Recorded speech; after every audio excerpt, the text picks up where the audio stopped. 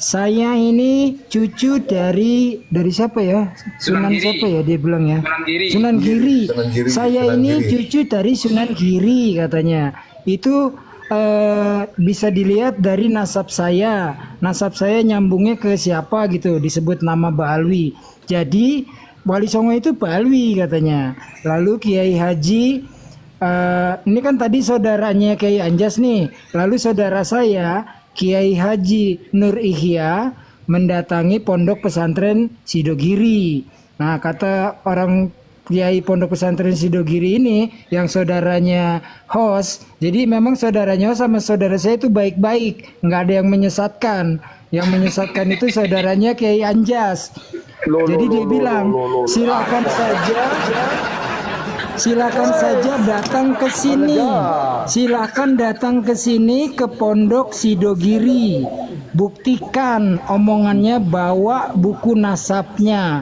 Akan saya buktikan dengan manuskrip di kita. Jadi keturunan Sunan Giri tidak ada sangkut pautnya dengan Ba'alawi. Ba'alawi ini memang gabrul tenan ya. Gabrul. Semua dicangkok. Lalu dicangkok terus diklaim. Sisi agama mau diklaim, sejarah Nuswantoro, sejarah Republik Indonesia mau diklaim. Makanya kita harus berjuang ini, luruskan sejarah. Kita itu orang timur adem ayem, nggak pernah mengagul-ngagulkan. Tapi kalau udah begini, ya nggak bisa. 50 tahun, 100 tahun, kita nanti akan tua renta ditanya anak cucu, Mbah, zaman perjuangan Mbah ngapain aja? Semua kok sekarang serba Ba'alawi. Nah lo, standby host. Udah panas belum host? Wah, iki meniti. Asli meniti ya. Yang kepanasan malah Kiai Anjas. Karena Kiai Farul Rozi itu kan saudaranya Kiai Anjas.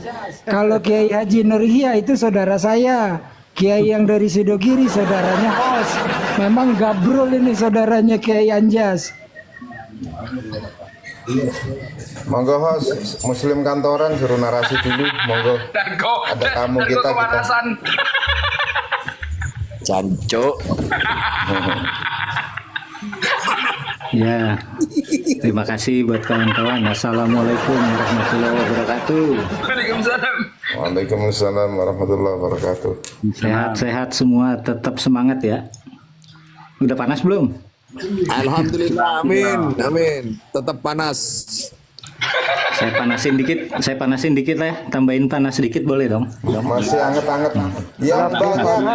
Yang banget. Jangan dikit. Sebentar kantoran, sebentar mohon izin. Anda profil Anda ini ngambil dari superhero ya. Kapten Amerika ya. Oh bukan kayak Anjas. Apa itu? Itu sebetulnya fotonya itu saya ada di VT saya. Ini ada semacam edukasi lah gitu kepada publik bahwa nilai kebenaran itu seringkali muncul di dalam sebuah fenomena itu tidak tunggal. Seperti di dalam gambar ini, kalau kita lihat, kalau yang mengenal tokoh-tokoh komik, maka kita mengenal ada yang tokoh namanya Wolverine dan ada tokoh yang namanya Batman. Di dalam gambar foto profil ini, sekilas kita bisa melihat kalau secara utuh semuanya kita akan melihat gambar Wolverine. Ya. Oh ya, berarti Anda Ya. ini Bapak itu bersatu ngambil sumbernya dari kitab Syarhul Ainiyah atau Tadhkirun Nas ya. Enggak lah, jauh. Saya coba itu. Jadi tadi sebelum selesai sebetulnya bahwa kalau dari secara utuh kita melihat gambarnya itu Wolverine, tapi kalau kita perhatikan lebih dekat, maka kita sedang melihat ada dua Batman yang sedang berhadapan hampir berciuman. Coba dilihat. Nah kalau itu berarti kan kita bisa melihat ya, dalam satu gambar itu kita bisa pertanyakan, ini Wolverine atau dua Batman yang hampir berciuman gitu. Dan keduanya mempunyai nilai kebenaran yang sama sebetulnya. Nah, itu yang ingin sebetulnya dari apa ya? Simbol dari logo ini ingin menyampaikan satu nilai edukasi bahwa kadang-kadang kita melihat sebuah kebenaran itu dari perspektif yang keliru, sehingga kita hanya melihatnya dari satu sisi saja. Padahal di dalam satu fenomena bisa terjadi dua kebenaran. Kalau saya ini sendiri saya bilangnya Rashomon Effect. Rashomon Effect tuh gini, dari filmnya Akira Kurosawa pada tahun 1950 dia bikin film menceritakan tentang seorang hakim yang menyelidiki sebuah kasus. Dia memanggil sekitar 7 orang saksi dan dia kebingungan karena 7 orang saksi. Kepanjangan. Ini ilmu terenggiling nih, namanya muter-muter. Orang ditanya itu Batman atau bukan, bukan gitu. Ini ilmu terenggiling nih. Back to track. Ba'alawi, Wali Songo bukan Ba'alawi. Oke, mohon maaf. Tadi sebetulnya karena hanya ingin menjelaskan saja. Baik, sebetulnya gini. Yang mau saya sampaikan gini, kalau terkait topik ya. Apakah Wali Songo bukan Ba'alawi? Maka perspektif yang umum kita gunakan adalah perspektif nasab. Kita ngelihatnya dari jalur nasabnya. Saya menawarkan cara berpikir yang lain adalah dari perspektif sosial gitu. Bagaimana Wali Songo kalau bagi saya sebetulnya memberikan nilai-nilai yang sangat lekat lah dengan Indonesia, dengan Islam di Nusantara, yaitu yang pertama akulturasi, di mana Islam itu ketika dimasukkan tidak dipaksa, tapi diakulturasikan. Kenapa diakulturasikan? Karena di dalam diri kita, di dalam diri orang Nusantara itu ada nilai harmonisasi, dan itu terbukti sepanjang zaman. Karena kita dari Sabang sampai Merauke itu beda-beda kulit, beda tampang, beda bentuk wajah, tapi kita bisa hidup berdekatan dengan harmonis. Itu kenapa kemudian menjadi sangat berbeda dengan Ba'alawi. Kalau kita dari penelitiannya Gus Yakin dan segala macam, kita bisa melihat Wali Songo itu bersumber dari Aceh misalnya. Jadi dari Pulau Sumatera. Di Pulau Sumatera itu kita mengenal satu idiom, adat Basandi Syarak, Syarak Basandi Kitabuloh. Apa pengertiannya? Kenapa adat disandikan? Artinya disejajarkan kemudian. Sorry, itu adat di mana, Bro? Adat di mana? Di Minangkabau sebetulnya. Iya, di Minangkabau, tapi dia menyebar sampai ke Sulawesi segala macam sebetulnya. Kenapa dia disandingkan antara adat dengan kemudian syariat, kemudian syariat disandingkan dengan kitabullah. Itu menunjukkan bahwa kita memang mengharmonisasikan antara adat kita dengan syariat agama gitu. Makanya nilai harmoni itu yang sebetulnya menjadi nilai yang sangat penting di dalam ajaran Wali Songo. Kenapa? Karena begitu kita menggunakan nilai harmonisasi, menggunakan nilai akulturasi, maka kemudian Wali Songo itu mengajarkan nilai egaliter, persamaan. Dia tidak 100 ribuan bisa. Dia bersifat heterogen.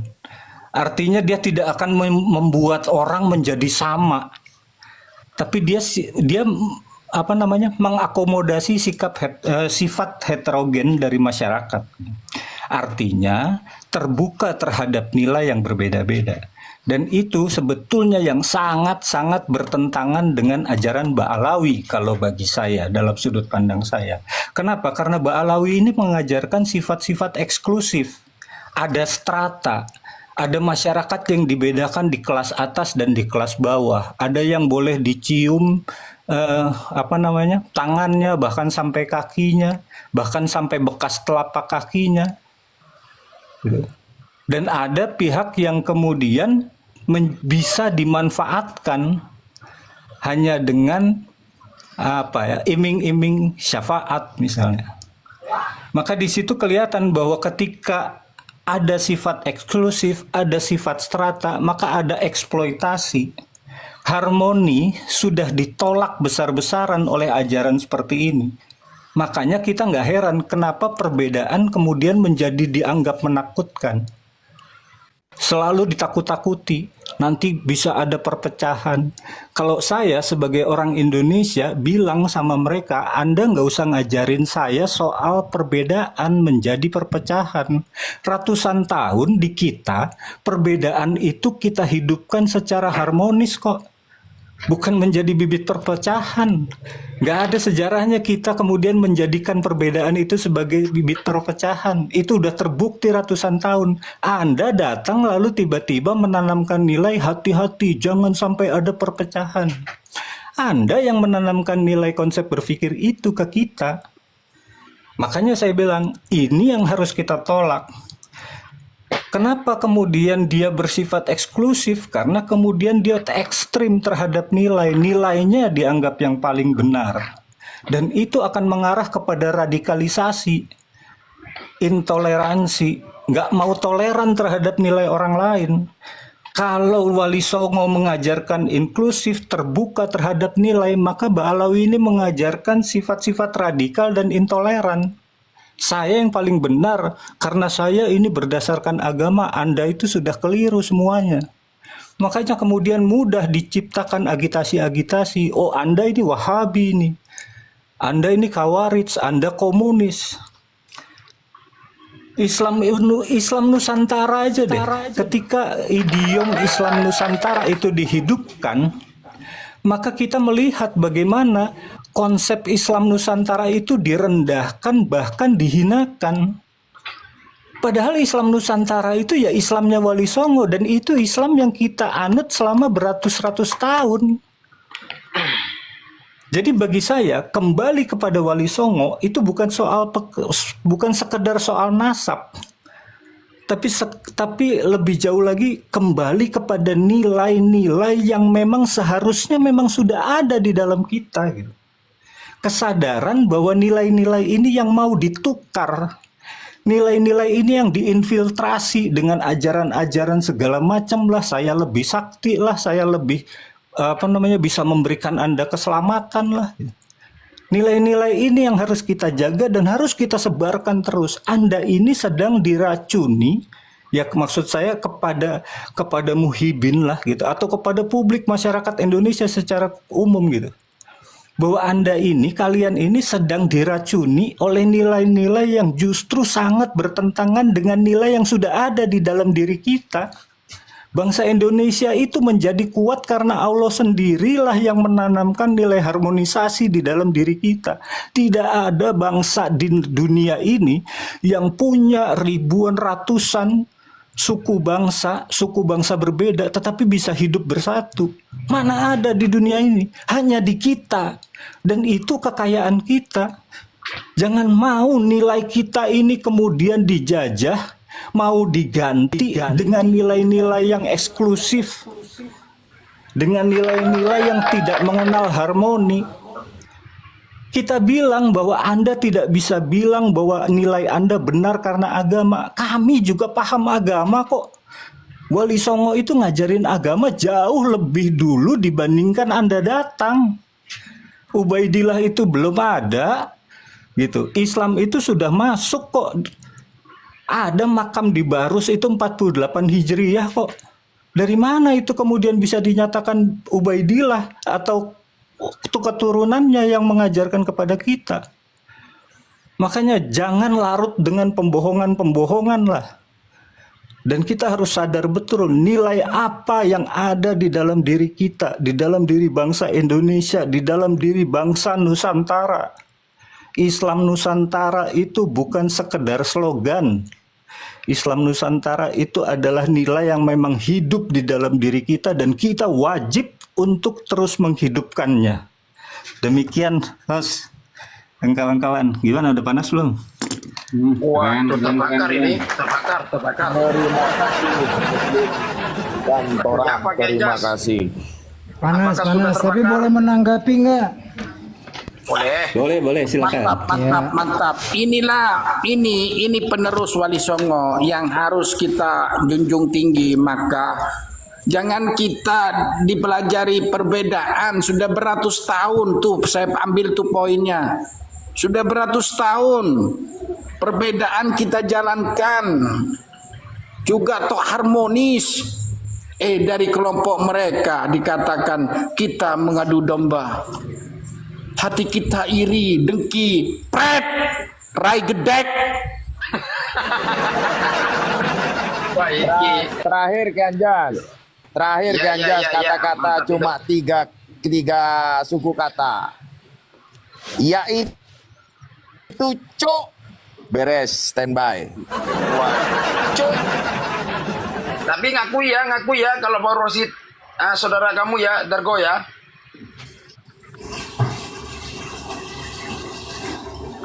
Ojo sih, tes DNA. Ya, Mr. Suhadi, 3 menit waktunya narasi. Waduh, lah iki narasine iki membakar soyot-oyoti. Assalamualaikum. Waalaikumsalam warahmatullahi wabarakatuh. Silakan, Suhadi. Yang di bawah panas biarin panas, masuk ke ruang AC. Kalau di atas panas tidak ada AC-nya. Untuk para saudara-saudaraku yang masih kita tetap dalam perjuangan, Kurang keras, Mas Wadi. Waduh, lek tuwek pancen repot pancen. Agak didekatkan, Mr. Suhadi. Handsetnya agak kurang kenceng mungkin tuh. Suaranya kecil. Ganti aja headsetnya, ndak usah pakai apa itu kok dengung-dengung. Dan iki itu kopi guna Kang Suhadi iki kok model-model ya. mau suara niki iki. Iya, itu kecil. Mungkin volumenya. Kecilin, kurang bantal volumenya. Coba. Sekarang bagus, tadi kekecilan. Cek kekecilan. Mantap. Cakep. Ya. Sebentar. Nah, Jadi iki wis begini, mantap. untuk saudara-saudaraku, jangan pernah kita mundur, jangan pernah kita tergoda. Kita tetap satu tujuan,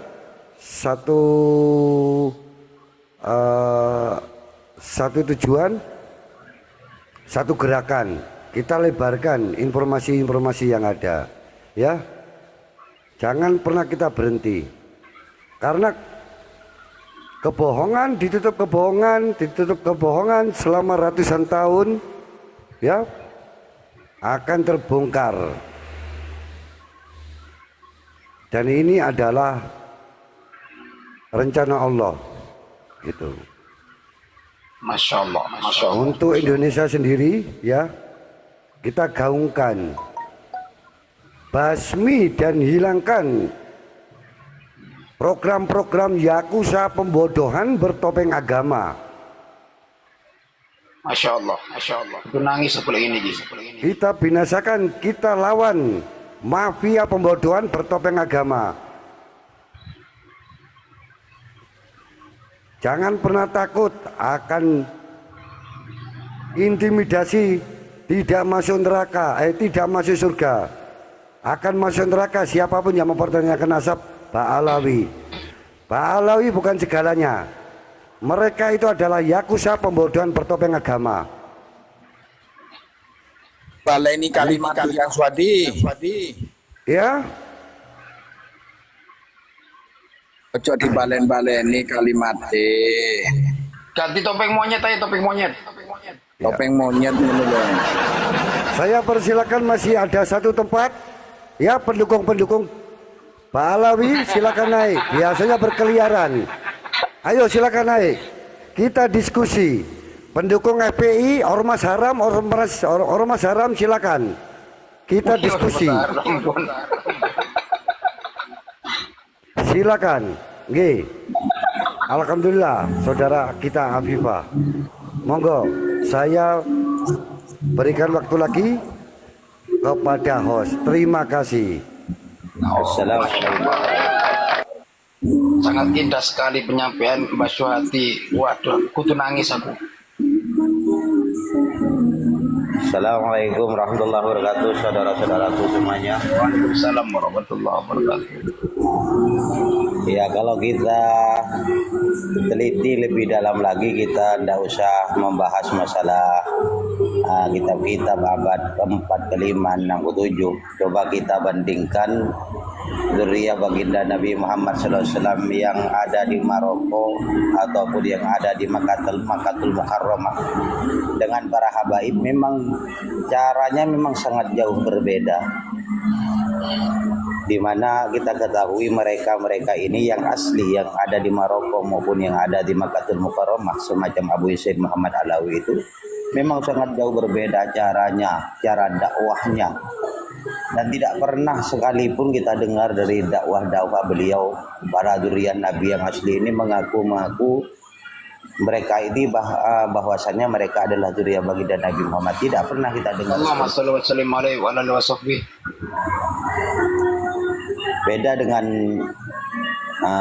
Ba'alawi yang ada di Indonesia ini, sangat luar biasa cara mereka. Entah cara seperti apa yang jelas ini baru pertama kali kita mendengarkan dakwah cara-cara yang seperti itu hanya dari kelompok ini saja. Jadi kalau menurut saya, monggo sambung yang lain dulu. Mantap. Oke, izin ya Mas siapa tadi?